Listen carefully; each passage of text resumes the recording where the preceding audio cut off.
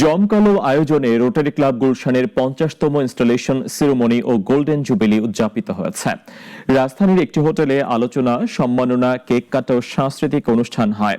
প্রধান অতিথি ছিলেন সাবেক তত্ত্বাবধায়ক সরকার উপদেষ্টা গীতিয়ারা সাফিয়া চৌধুরী। বিশেষ অতিথি ছিলেন past RI director Mohammad Faiz Kidwai ও PDG Ashish Ghosh. Guest of honour ছিলেন PDG Ishtiaque Zaman. Club president Lubna Afroz ভবিষ্যতে সমাজ সেবামূলক কার্যক্রম আরো বিস্তারের আশা প্রকাশ করেন।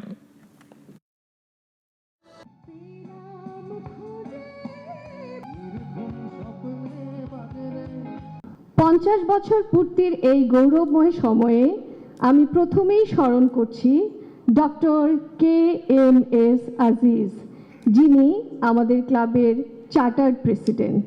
গত 50 বছর গৌরবের সাথে রোটারি ক্লাব অব গুলশান সমাজে অবদান রেখে আসছে। রোটারির সার্ভিস অ্যাবাভ সেলফ এই মন্ত্রকে ধারণ করে আমরা অনেক প্রকল্প বাস্তবায়ন করে আসছি।